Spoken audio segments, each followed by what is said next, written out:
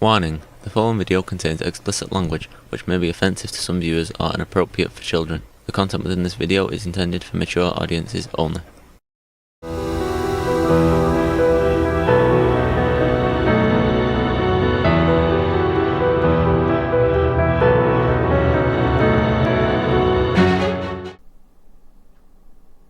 Hello and welcome to this video. I hope everyone is doing well today. I hope everything is going good for everybody today. We are continuing with episode 9, season 1 of the Black Tapes. Name that tune. I'm sure what you're feeling right now is exactly what I felt when I first heard that message. Keith Davidge traveled all the way to Russia to hunt down a composer he believes can prevent the effects of the unsound. Yeah, that's going to require a bit of expense. That's the word I'm looking for, expense. Crazy. I know people were scared by the unsound, but fly to Russia scared? Going to Russia for any reason scared? I did look up Alexander Scriabin. He was a famous Russian composer from the beginning of the 20th century. If you Google him, you'll see him described as everything from a genius to a madman. But you know, Russia, late 19th century, early 20th century, pretty much anybody of any historical note falls into those two categories universally. And, you know, the Tsars, Rasputin, you know, all of those people, you know, kind of fall into crazy, intelligent, super genius, mad psychopath. there was one item in particular that caught my eye. In 1930, the director of music for the BBC, Sir Adrian Boult, banned Scriabin from the airwaves, claiming his compositions were, quote, evil music. Here's my producer, Nick. This stuff is crazy. Right? Nick's referring to some images that were attached to a blank email message from Keith Davidge, a series of photographs from what appears to be a handwritten journal. Uh-oh. Thing is, if it's probably in Russian, you'd have to have it translated, wouldn't you? There were dozens of pages, and they looked old. Really old. Well, we don't know for sure if Davidge actually flew to Russia. For all we know, he could have been calling from Seattle. Well, You gotta love Nick Silver on that one. Maybe, but he has no reason to lie about that. He did sound pretty freaked out. I suppose, but to be honest, freaked out doesn't seem like an uncommon state for Keith Davidge. Yeah, right. What do we know about Alexander Scriabin, other than the fact that his music was banned by the BBC in the 1930s? Well, for one thing, he died from a sore lip. That's interesting. What? Yeah. Apparently his lip became infected and spread throughout his entire body. See, that makes more sense. He died from an infection, not just a sore lip, you know. He actually died at 43 from septicemia in 1915, but they say it started much earlier. With a sore lip. Yeah, exactly. Makes you wonder where he got the cut, the injury, or whatever. Well, I don't think Keith Davidge called to warn us about cold sores. You gotta love that frankness. Probably not. But aside from the unsound, we have no idea what Davidge was getting into. What about Scriabin? It turns out Scriabin was known for composing some pretty disturbing music.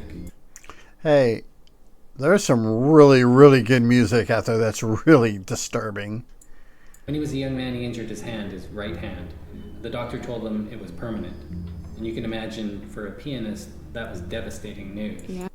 Yeah, very devastating. There's a really good episode of MASH in which there's a soldier that comes through who's a musician that gets one of his hands mangled and stuff in battle, or you know, in battle, and is really talented, and because of the injuries to his hands, has lost confidence in himself and Major Winchester is trying to help him regain his confidence. Ah. So Scriabin composed his first major piano sonata. When asked to describe that piece, he said, and this is a direct quote, that it was against God. That's kind of interesting. Wow, that's intense. Yeah. He also composed... We had a lockup. We got to unlock the player again. Okay, it seems that we got this thing unlocked. I backed it up a little bit, so we're going to have overlap. Just because I don't want to miss anything, have anything left out. It turns out Scriabin was known for composing some pretty disturbing music. When he was a young man, he injured his right hand. Yeah. Okay. I did give the shout out to the MASH episode. The doctor told him it was permanent. And you can imagine, for a pianist, that was devastating news. Yeah. Yeah. I've come across people that use their hands for a lot of delicate stuff. I had a coworker that was a bit of an asshole who did ceramics, had a ceramic shop, did ceramics, kind of as a part-time gig. And he got on my nerves one day, and I threatened to break his fingers, and that seemed to chill him out. So Scriabin composed his first major piano sonata. When asked to describe that piece, he said, and this is a direct quote, and this is where we locked up the first time, that it was against God. Wow, that's intense. Yeah, sounds like somebody has a grudge there about his hand getting injured. Yeah. He also composed a piano piece called The Black Mass. Oh. Interesting.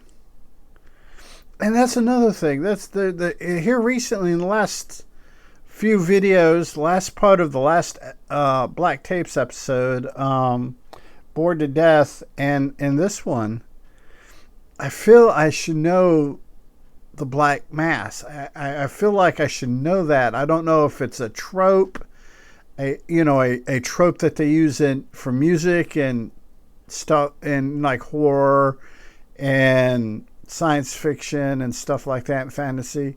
If it's that kind of trope, like noir type detective stuff, and it's just been used so much that it's in my brain, or if it's something real, or both. I heard it over the weekend, and to my ears, it really doesn't sound evil or anything. But you got to understand too, at that time period versus now, because like when the composition Bolero came out, there were laws passed that women weren't allowed to listen to it because it was believed that because of the music would drive them into a sexual nymphomaniac frenzy. So, when you got to look at, the time in which this his thing came out. I'm more of a Steely Dan guy. Ah, right. Steely Dan, not bad. But I do enjoy some Steely Dan, some Doobie Brothers, Statler Brothers, and stuff like that. So, what about the images Keith sent? Well, they look like they're from somebody's journal. Maybe Keith's, I don't know. There are some pretty weird looking entries. This one, for example. I am come to tell you the secret of life, the secret of death, the secret of heaven and earth. Uh-oh. See, those are secrets, regardless of supernatural or science or whatever. I don't want to know. I am God. I am nothing. I am life. Yeah, no. Though I want whatever he's taken to write shit like that, because it's poetic as shit. But yeah, that's pretty cool. Wow. Yeah. It's accompanied by a bunch of musical notes and numbers. This number in particular keeps popping up. 1.013643350433922. And that is way too long for me to try to remember. So I may have to come back after I've edited this video just to check it out. And we'll go ahead and we're going to call this good here. Hope everyone's enjoying things. And until next time, be a good human. Be good to other humans. Peace. Hey, it's 10 p.m. Do you know where your children are?